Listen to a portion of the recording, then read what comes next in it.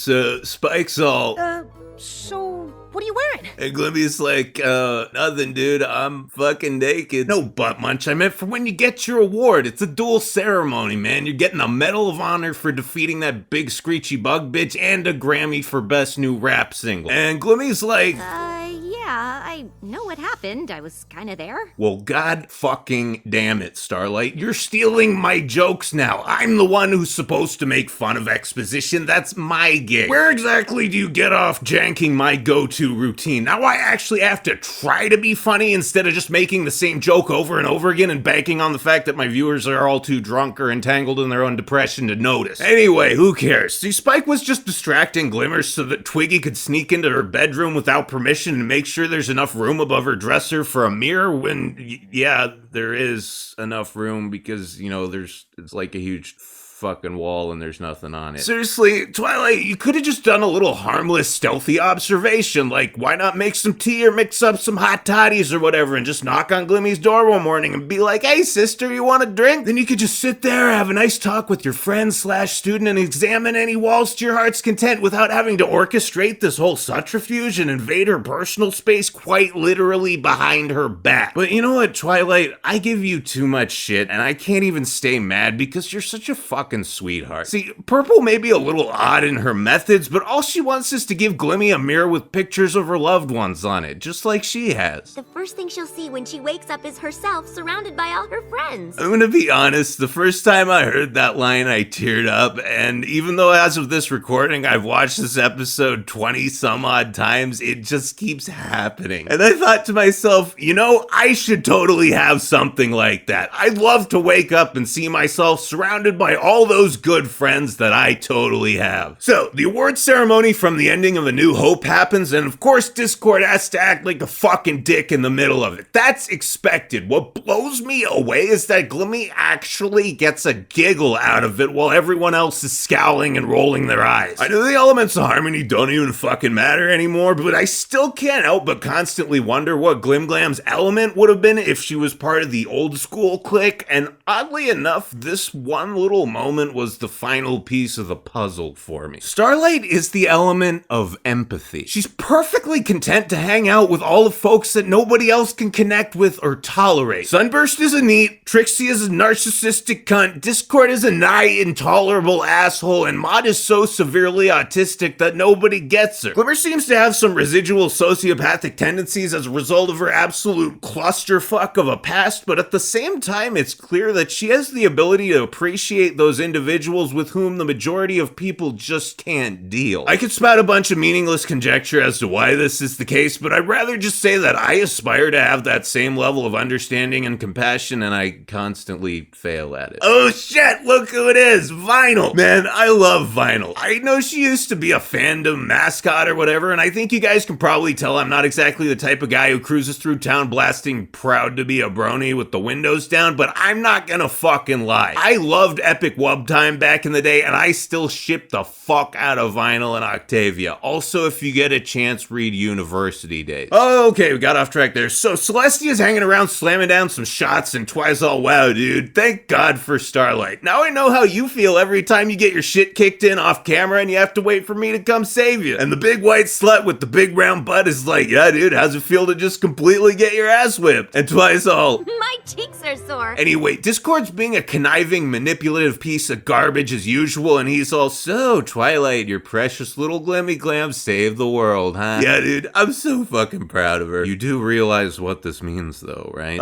Yeah, we got a great excuse to get hammered. No, it means that she's achieved both reformation and redemption, and her character arc is over. So what? My character arc ended in season 3, and I'm still here. That's because you started a new one immediately afterwards, dumbass. Also, you have main character privileges. Look, all I'm saying is that if you don't find a new immediate narrative purpose for Starlight, she might get written off the show, or worse, she might become an obnoxious one-note gag character that just appears occasionally to act as comic relief or a plot device. Oh, sweet fucking Christ, she's gonna become you! It's a fate worse than death. So Twiggles grabs her princess superior with the giant posterior, and she's like, dude, how do I start the next chapter of my student's character development before she gets relegated to a side character? What would you do? I mean, I sent you off to Ponyville, and that started this show, and I I completely flubbed it with Sunset Shimmer, and that started another franchise, so I seem to have really good luck with this kind of shit, but from my experience, it seems like kicking bitches out yields pretty good results. And twice all. Which means it's time for me to send Starlight Glimmer away. And then suddenly we were all paying very, very close attention, weren't we? Anyway, faced with the prospect of sending Glimmy off to start her own series, Twilight tries to come up with a decent premise for a spin-off. And she's like, okay, we could send her to help Steve teach the changelings how to not be assholes. Thorax and I are going to show you how to compromise. Now, I would like to have sex tonight, but I want to save myself for marriage. Oh no, what should we do? Rape him! Compromise his virginity! Oh man, we got a lot of work to do around here. Enough work for a couple seasons at least, don't you think? And Spike's all, dude, none of this would ever happen. Starlight likes cooch smooching Trixie, and even if she didn't, Steve would never turn down pussy. Trust me, dude might seem like a fruit, but he is hungry for that shit. And Thunderbuns is like, This is Twilight's fantasy, Spike. There is no wrong way to fantasize. oh man. That line gave me a nice little chuckle at first, but then I realized that this is the part where every single person who commentates on this show in any capacity says something like, if you could see my porn folder, you wouldn't be saying that. And my advice to those people would simply be, Shut up!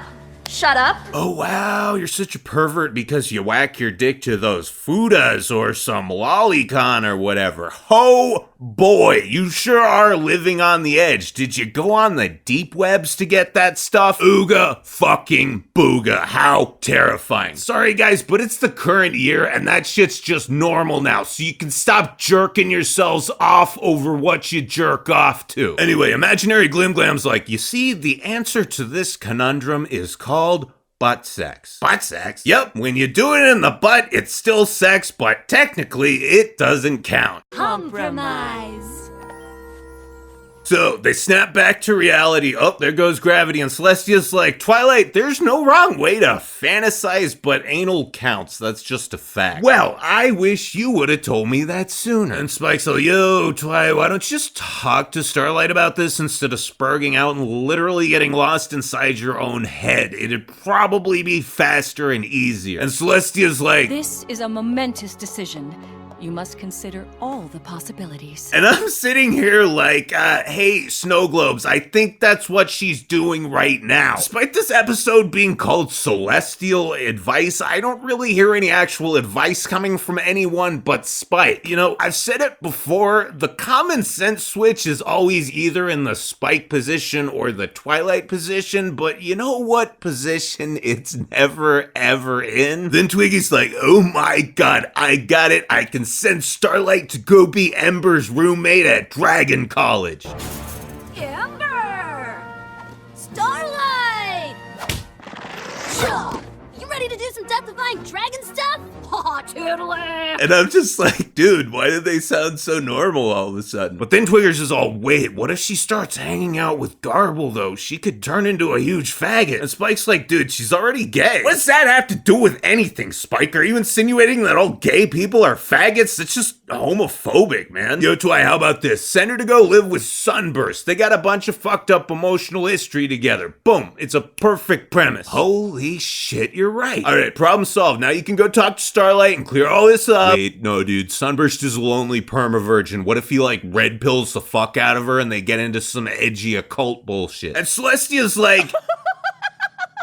and Twice like... Are you laughing at me? And Celestia's all... Oh, Twilight, I'm not. Dude, fuck you. That just means that, yeah, you are laughing at me, but you're too much of a bitch nigga to own up to it. I came to you because I was upset and needed advice, and all you did was state the obvious and then make fun of me. You know, I'm glad you sent my ass away because I've learned more from my friends here in a few short years than I did in the entire time I was with your big, fat, white ass. Yeah, exactly. Why do you think I did it? I may be incredibly ditzy and immature for an ancient demigod, but if there's one thing I do know, it's how utterly inadequate I am. Look, I know you still maintain this, like, childlike wonder and reverence towards me, but time and time a fucking again, you've proven yourself to be more intelligent, capable, and powerful than I am. The only legit advice I can give you is to do what you think is best, because whatever that is, it'll be a better idea than any anything I could come up with. And Spike's like, yeah, nice speech, very emotional. Look, I'm gonna fix this whole thing right now.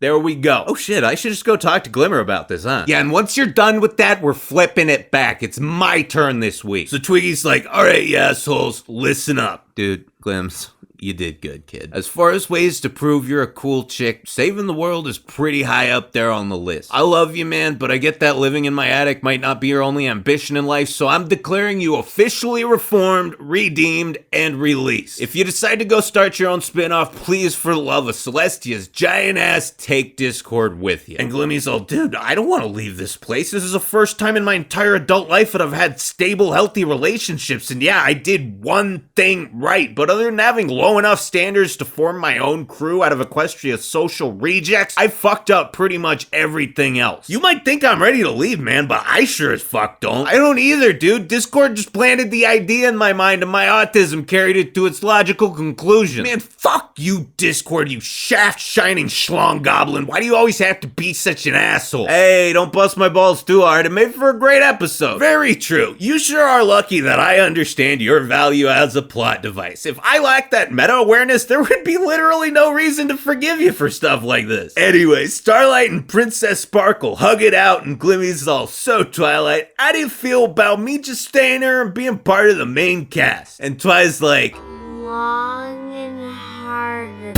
Oh,